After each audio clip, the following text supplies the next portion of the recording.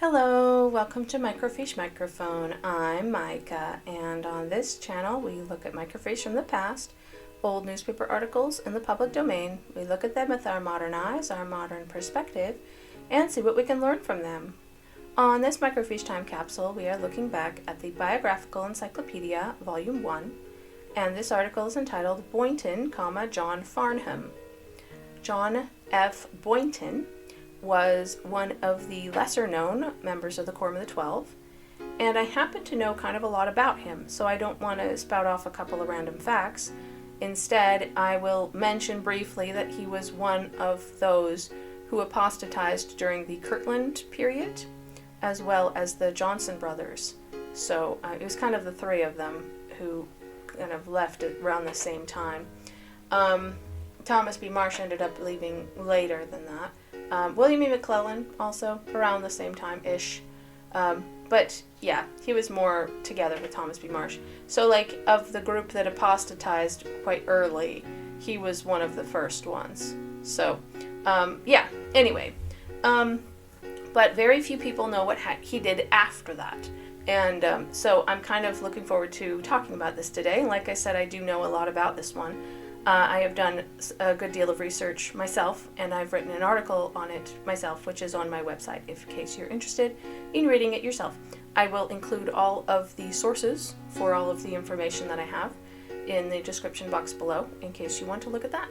Anyway, so, but yeah, let's look at this article. This article is included as one of the sources, so, alright, but let's take a look at the article first. Boynton, John Farnham, a member of the Council of 12 Apostles from 1835 to 1837, was born September 20th, 1811, in Bradford, Essex County, Massachusetts, baptized in September 1832 by Joseph Smith in Kirtland, Ohio, and ordained an elder by Sidney Rigdon. He performed a mission together with Zebedee Coltrane to Pennsylvania in 1832, and another one to Maine in 1833 and 34. February 15, 1835, he was ordained an apostle in Kirtland, Ohio, under the hands of Oliver Cowdery, David Whitmer, and Martin Harris, after which he accompanied the 12 on their mission to the eastern states and Canada. So, pause there for a second. I've mentioned this before. I will continue to mention it because we're almost done with the original 12. But the original 12 were not called by Joseph Smith. They were called by the three witnesses. That was done because Joseph Smith didn't want anyone to think that he was biased. And therefore, he delegated the task to the three witnesses. So, in case you're wondering about that, he was ordained under the hands of Oliver Cowdery, David Whitmer, and Martin Harris, the three witnesses. All right, moving on.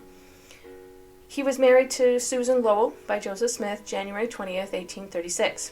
During his last mission, he borrowed all the money he could among the brethren, with which he entered into the mercantile business with Lyman E. Johnson, and followed it until he apostatized and was disfellowshipped from the Quorum of the Apostles September 3rd, 1837, in Kirtland, Ohio. So basically what he did is he went out and borrowed money for the church from members of the church and used it to go into business.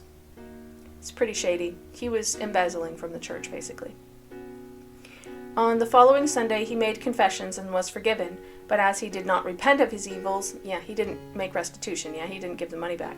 He was finally excommunicated from the church. About Boynton's subsequent life, A.H. Hale of Grantsville wrote a few years ago, "Since the days of Nauvoo, Boynton has resided in Syracuse, New York, where he still lives. He has always been considerate to his former friends and co-laborers in the ministry, and never said or done anything against the church." Borderline. He's borderline. When he visited Utah in 1872, he called on President Brigham Young twice in my company. The president was then a prisoner in his own house, guarded by U.S. Marshals, and Boynton denounced in strong terms the persecutions then being carried on against the saints. Yeah, that was during the time when Brigham Young was under house arrest for a while. He wasn't able, they were going to put him in prison, and then eventually they decided house arrest was good enough. Yeah, it's fun times, yeah. He also met Erastus Snow, who, when only 16 years of age, was ordained a teacher by Elder Boynton. Yeah. Elder Snow told him that he had been preaching the same gospel ever since. Brother Boynton remarked, "Stick to it, for it is good." He also called on Orson Pratt and others with whom he was very friendly, and they all called him Brother John. Since leaving the church, Mr. Boynton has never joined himself to any other denomination and does not believe in any religion whatsoever. He says, however, that if anything is right, Mormonism is. For 20 years he traveled throughout the United States lecturing on natural history, geology, and other sciences. In 1853 or 54 he was appointed by the government to take a trip to California on a geological surveying expedition, and during the War of the Rebellion he was employed in the invention of torpedoes and other destructive implements of war. Up to 1886, John F. Boynton had his name in the National Patent Office for 36 patents on different inventions. He spent much of the latter part of his life gathering genealogy of the Boynton family. He was married 3 times. His first wife died, the second left him, and he was living with his third wife at the time of his death, which occurred at Syracuse, New York, October 20th, 1890. See also Millennial Star, Volume 27, page 102. Actually, I forgot that this article covered quite a bit of his life after his involvement in the church. Yeah, that's actually a pretty good summary of it, but the article that I wrote is a bit more detailed, so I'm going to go over to that. Alright, so the reason I wanted to write this article was because he was so not well known. I feel like I had done a survey at the time, and I chose like the least known 20 least known apostles to do articles on. And so that's why I did so much research. And he was one of the least known apostles. John F. Boynton, I just feel like that's not, I mean, it's not fair for any of the apostles, but, I mean, he's one of the original 12, you know, and people just don't know anything about him. So that's why I wrote the article. So that's the background on that. I liked to start the articles with a scripture that I picked out, and the scripture I picked out for John F. Boynton is, "For behold, ye do love money and your substance more than ye love the poor and the needy." Mormon 8:37. That's not exactly something I would want said about me, so yeah, he was all about the money. He really was. And you'll see that as we go on. You see a pattern. I mean, he didn't just embezzle from the church. He was money hungry. He really was. So, anyway. He was ordained 15 February 1835 at age 23 by Joseph Smith. Excommunicated December 1837 for apostasy. Yeah. And it's his little biography. John Farnham Boynton was born in Bradford, Massachusetts on 20 September 1811 to Samuel Boynton and Ruth Hardy. John entered Columbia University in New York City while still a teenager, and subsequently studied medicine at St. Louis Medical School, which they did not mention, by the way. Yeah, he was a doctor.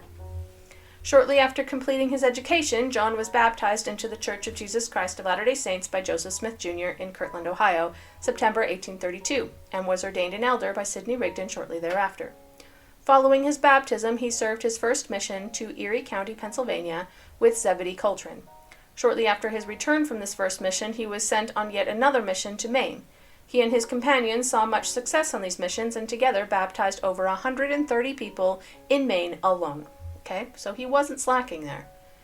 Dr. John F. Boynton was called as one of the original 12 apostles by Joseph Smith, Jr., and was ordained 15 February 1835 by the 3 witnesses to the Book of Mormon.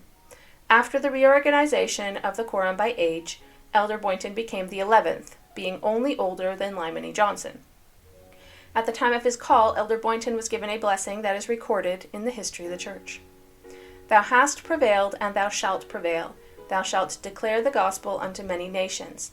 Thou shalt be made mighty before God, and although thou shalt be cast out from the face of men, yet thou shalt have power to prevail. Thou shalt lead the elect triumphantly to the places of refuge. Thou shalt be like the brethren who have been blessed before thee. Thou shalt stand in that day of calamity when the wicked shall be consumed, and present unto the Father spotless the fruits of thy labor. Thou shalt overcome all the evils that are in the world. Thou shalt have wisdom to put to silence all the wisdom of the wise, and thou shalt see the face of thy Redeemer in the flesh. These blessings are pronounced and sealed upon thee. Even so, Amen." J. Smith, 1902, Volume 2, 191. After his call as an apostle, Elder Boynton traveled, along with the rest of the 12, on a mission to the churches in the East. While on this mission, he and Lyman E. Johnson borrowed money from the members, and the two of them went into the mercantile business together after returning to Kirtland. Yeah, I didn't make any comment on it at that time, but it's pretty obvious as time goes on, what went on. In January 1836, John married Susan Lowell. The ceremony was performed by Joseph Smith, Jr. Of this time in the history of the church and the attitudes of the saints and apostles, Heber C. Kimball said, "We were very much grieved on our arrival in Kirtland to see the spirit of speculation that was prevailing in the church. Trade and traffic seemed to engross the time and attention of the saints. When we left Kirtland, a city lot was worth about $150, but on our return, to our astonishment, the same lot was said to be worth from $500 to $1,000 according to location, and some men who, when I left, could hardly get food to eat, I found on my return to be men of supposed great wealth. In fact, everything in this place seemed to be moving in great prosperity, and all seemed to be determined to become rich. In my feelings, they were artificial and imaginary riches. This appearance of prosperity led many saints to believe that the time had arrived for the Lord to enrich them with the treasures of the earth.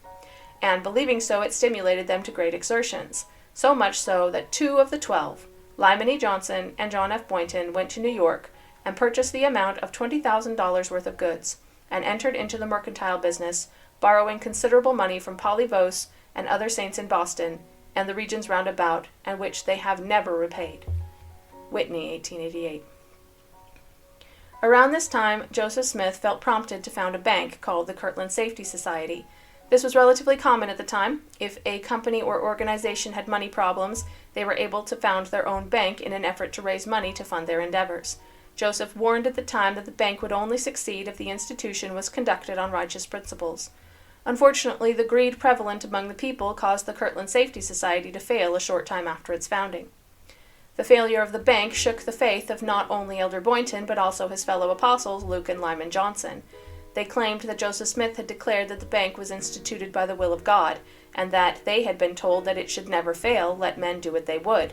They then claimed that Joseph Smith was a fallen prophet, and refused to follow his teachings any longer.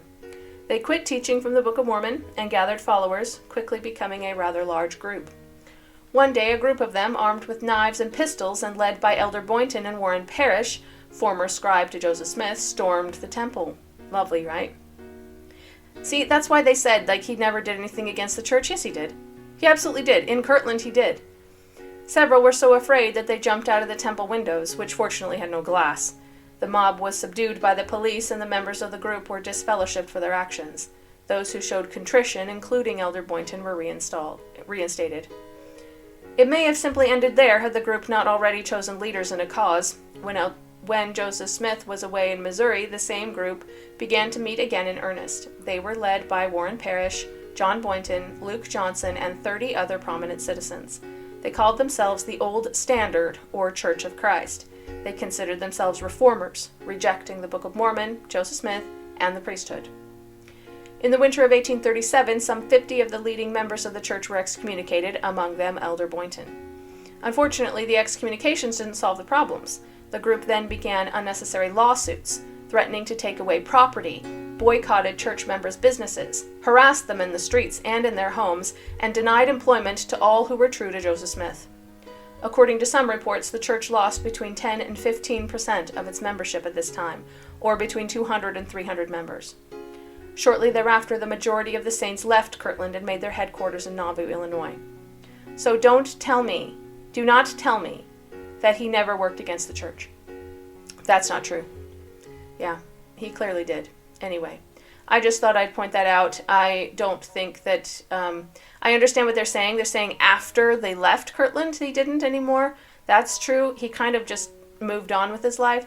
But at the same time, he clearly did work against the church. Yeah? Anyway, it is a telling moment in John's life that when Apostle Heber C. Kimball expressed his determination to go on a mission, he said to him, "If you are such a fool as to go at the call of the fallen prophet Joseph Smith, I will not help you a dime, and if you are cast on Van Diemen's Land, I will not make an effort to help you." In contrast, his business partner and fellow reformer, Lyman E. Johnson, sincerely wished him luck and gave him his cloak to aid him on his mission. Whitney, 1888. At this point, historical records seem to have lost sight of John Boynton. However, he does not appear to have been one of the mob members who followed the church members and continued the harassment. In fact, a distant relative of his, also a member of the church, said that following his separation from the church, John Boynton had never been known to speak a word to its disparagement. Okay? Which is strange, considering what he did up until that point, yeah? After the Saints left Kirtland, Dr. Boynton began to turn his attention and ambition to his scientific pursuits. He practiced medicine for a time, and afterwards began a lecturing tour on geology, traveling through every state in the Union. At the outbreak of the gold rush in 1849, Dr. Boynton decided to try his luck in California. He only stayed a few years before returning to the East, his success in gold mining uncertain. He made his home in Syracuse, New York. During the Civil War, that's in the 1860s, Dr. Boynton exercised his intellect and talent for inventions to aid the war effort, inventing torpedoes and other implements of war. That's what the torpedoes was about. From his home base in Syracuse, he began a string of chemistry and geology-related inventions. He invented a forerunner to the fire extinguisher, a soda fountain, a vacuum process for extracting gold from ore, the first process for converting cast iron into malleable steel, a method for coloring buttons and glassware, various electrical appliances, and was working on perfecting wall plaster at the time of his death. He took out over 30 patents, none of which turned out to be a failure. He also invested extensively in coarse salt manufacture and tar roofing. It's very, very, diverse, He had a lot of different things he was working on. In 1872, Dr. Boynton took a trip to Salt Lake City and visited many of his former associates there. He was welcomed by Brigham Young and enjoyed at least 2 personal interviews with him. He also met with Apostle Erastus Snow, who he had ordained a teacher when Erastus was 16. Elder Snow told Dr. Boynton that he had been preaching the gospel ever since. Dr. Boynton told him to stick to it, for it is good. Although he claimed no religion for himself, he always said that if anything is right, Mormonism is. See N. Smith, 1989. It seemed his expertise was called upon to verify the Cardiff Giant, an alleged prehistoric man discovered in Cardiff, New York. After examining it, Dr. Boynton showed conclusively that it was a fake, which later turned out to be correct. Yeah. Dr. Boynton's interests were apparently not limited to scientific matters. He became involved in several incidents of note in New York City. A certain Dr. Henry S. Tanner began a well-known 40-day fast in 1880, endeavoring to prove that starvation was a cure for disease. Dr. Boynton provided the press with daily updates on his condition and also fasted for 20 days himself. He exposed the Tewsbury Almshouse to the public for inhumane depravities. He was also president of the Father Columbia newspaper, published in New York City from 1882 to 1885. His varied interests did not end there. He was also deeply interested in his own family history. He spent years gathering and compiling the records of that family and completed them to the extent to prepare them for publication, although the publication process was not yet finished at the time of his death. Dr. Boynton was married a total of 3 times. The first time was to Susan Lowell of Maine, having been married by Joseph Smith. From her, he had 2 children who survived him, Randolph and Susan. Several years after the death of his first wife, he married a second wife of unrecorded name, from whom he obtained a divorce a few short years after the marriage. He then married Caroline Harriman of Georgetown, Massachusetts, who was ironically the niece of Henry Harriman of Utah, one of the presidents of the 70s of the church. Dr. John F. Boynton died following a sudden illness in his home in Syracuse on 20 October 1890 at the age of 79. His wife was away on a trip to visit family in Pennsylvania at the time. Dr. Boynton had suffered what he recognized as a burst blood vessel in his chest and died of the subsequent internal bleeding within a matter of hours. Actually, it's interesting, there's an article on that from Deseret News, I believe, and they went into great detail on how he knew exactly what was happening to him. He's like, no, I'm dying. I'm dying, and I'm gonna die, really soon. It's really interesting. But, yeah. Anyway, I also wrote a conclusion on what I think about him and his life. Conclusion. With such a lack of spoken or written word by Elder Boynton himself, it is difficult to determine exactly what motivated him in his decisions in life.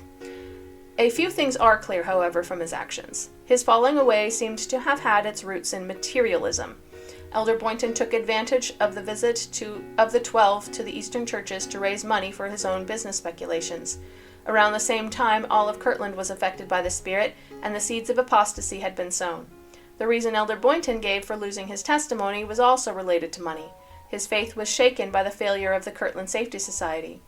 Then, when Heber C. Kimball left on his mission, Elder Boynton again spoke of money, saying that he would never give Elder Kimball a dime for his support on his mission. This, along with his bout of gold mining during the gold rush, seems to indicate a preoccupation with wealth and the accumulation of material goods.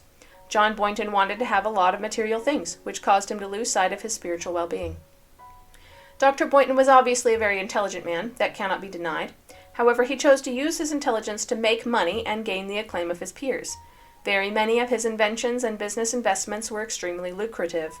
Also, he involved himself in the newspaper business in New York City, ensuring that he received a maximum of exposure himself. Yeah, it is easy to judge the actions of such a man. However, this kind of mentality is reminiscent of the almsgiver in the parables of the New Testament, who gave to be seen of men. Jesus did not condemn these people, but he did say that they had their reward. John Boynton got out of life exactly what he wanted to receive. He got wealth and fame. That was his goal. He was blessed of God to be very intelligent and to have many talents in life. It is bittersweet to think of all the good he might have done with his extensive intelligence and myriad of talents. But it does provide a measure of comfort to know that he got everything out of life that he wanted. His reward might have been eternal, but he chose a temporal reward. So that was my original conclusion. And I will say that, I will echo that. He got exactly what he wanted. He wanted exposure. He wanted money. And that's what he got. So good for him, I guess. I mean, for living his best life. But, it could have been very different. Could have been very different. He had a lot of potential to be very different than that. But, that's what he chose. That's what he wanted. So, there you go. It's funny to look at my sources because one of the articles that I linked originally accessed in 2015. It's been a while since I wrote this article, but I think it turned out well though. I mean, it's really decent. So I'm really happy with the article and how much of his life it covered. And I feel like John F. Boynton, although not a bad person, wasn't a good person either. I wouldn't really call him a good person. And also the fact that he solidly worked against the church at the beginning. And then he let it drop. And then he moved on with his life. And I have no problems with him moving on with his life. I do have a problem with him fighting against the church. So, that's just my opinion on that. So this article, in my opinion, is a little more straightforward. It's a little more easy to figure things out because I'm not figuring things out. I already figured things out a while back.